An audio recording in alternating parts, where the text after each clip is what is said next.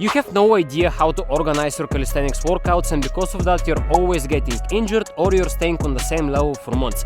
And today I'm going to show you 5 steps that you must follow for a successful calisthenics workout. Oh, and by the way, if you're training the planche, I have a special gift for you, so check this video. I went from tuck to full planche in less than a year, and I made such a crazy progress because I trained hard but also smart. And most people skip the second part, and this is why they are staying stuck on the same progression for months, sometimes even years. They think that just training hard and always pushing to failure every single workout is going to make them progress, but it doesn't work like that. And this is why I created my free planche guide, where I explain you the proper technique of every single progression and planche exercise, and also you're going to get a training program that you can follow step by step. So if you wanna get the guide, once again it's completely free, just DM me the word progress on Instagram. I will leave the link in the description and I will send it to you. Okay, bonus tip before even starting the workout. First of all, you have to buy a Monster, you have to open it, drink some Monster, and now we can start. Okay, step 1 is the warm-up, and every single calisthenics workout should start from a warm-up. Nothing fancy, you can start with some basic rotations, starting from the top of your body, so from the head to your legs, just to warm up your joints, warm up your muscles, up your heart rate a little bit. And once you finish with the dynamic warm-up, you can do some dynamic stretching warm-up. So it's going to be something like this. You want to stretch, make sure that everything feels good, make sure that you don't have any pain anywhere. And also a very important thing is make sure not to do stretching for too long, like don't stand still for 30 seconds or for 1 minute. This is why it's called dynamic stretching. Okay, you want to stretch a little bit to see if you have any pain somewhere, and if everything is okay, you can keep going with the workouts. And also, if you're planning to do skills for this workout like planche, front lever, handstands and so on, I really suggest you to warm up your legs good, because you're going to use them in the skills obviously, and you don't want to get injured. So just basic simple rotations like these and some stretches like these is going to be more than enough.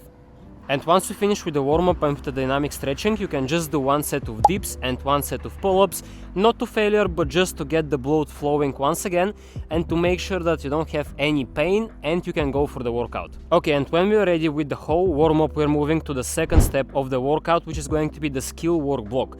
And it's going to be approximately from 10 to 15 minutes.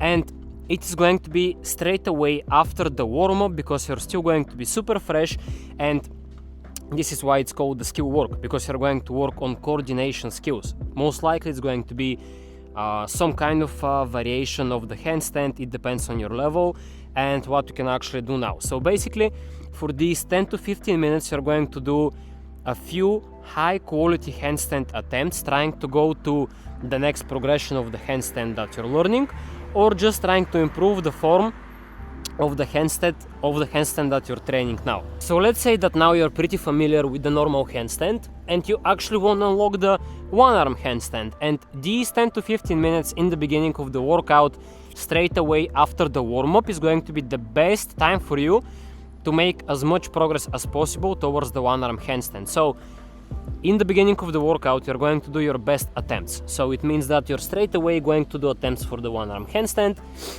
Getting into the normal handstand, most likely you're going to learn it on straddle because it's easier, and you're working on shifting to, your strong arm.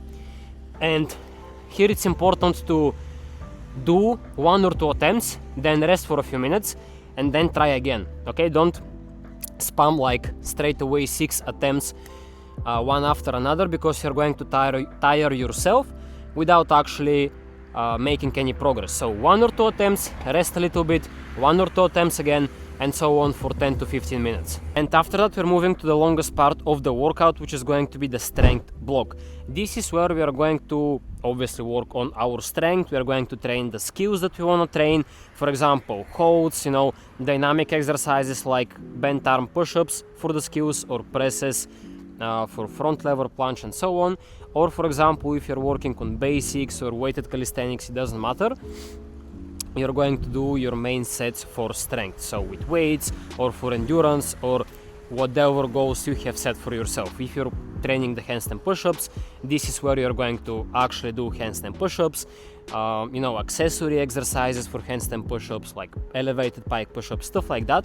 So basically your main strength / hypertrophy work is going to be in this block, and it's going to be like the core of the workout, basically the most important part of the workout. And in my case, since I'm training for endurance competition, today I'm going to do some endurance work. So I'm going to do muscle ups, like long sets for endurance, like muscle ups, as I said, dips, pull-ups, burpees, you know, stuff like that. So for my today's workout, this is going to be my strength work. For you, probably it's going to be different. Once again, it depends on your goals in calisthenics now. And once we're ready with the strength part of the workout, we are going to finish the whole workout with some conditioning work. So this is going to be the fourth step, conditioning. And the conditioning might be in a lot of ways. For example, you can just do some core exercises to work on your core, you know, as a bonus. Or if you want to condition your body, for example, for the planche, you can do light planche technique exercises like planche leans. You can do planche lean, retraction, protraction, or shoulder elevation, depression. I'm going to put some videos here. Or if you're focusing more on the basics, you can just finish the workout with some light basics work like dips, pull-ups, you know, nothing crazy.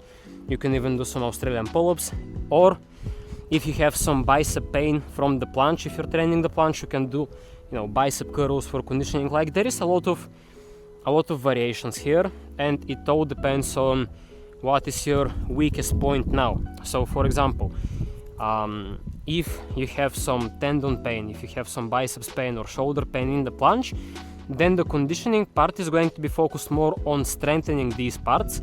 And actually, like, this is why it's called conditioning, like conditioning your body for the planche.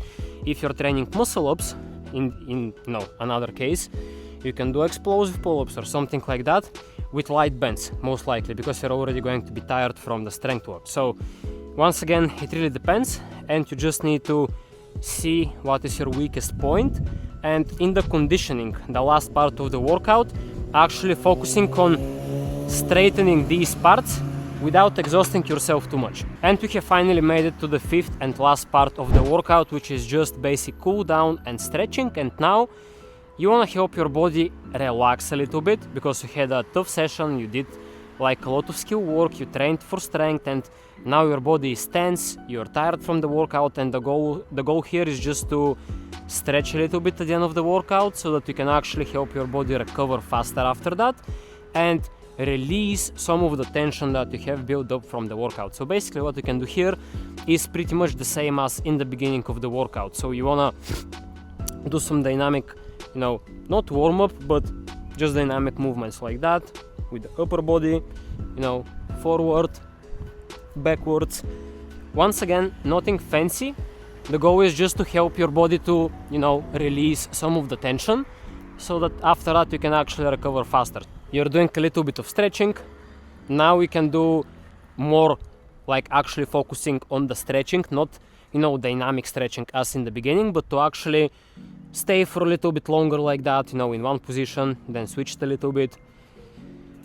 You can do also stretches like that with the other hand too. And ideally you want to finish the workout with just some hanging on the bar. You can relax a little bit, then you can elevate your scapula, then relax again, elevate your scapula, relax again. So basically that was it for the video today. Make sure to follow these 5 principles if you want to make progress in calisthenics consistently and of course without getting injured. And once again, I'm reminding you to send me the word progress on Instagram if you want my free planche guide, and if you're trying to learn skills like the planche, front lever, handstand and so on, but you're feeling stuck for quite a lot of time, you don't know what to do, you're feeling confused, and you don't want to waste any more time, you can apply for my one-on-one coaching. It's the first link in the description. It's just a simple application. You can fill it out. I'm going to reach out to you and we are going to see if we are a good fit for each other. But just to let you know, this is only for the serious people, so if you're actually ready to put in the work, this is for you. And as always, expect redemption, take action, make progress, and see you in the next one.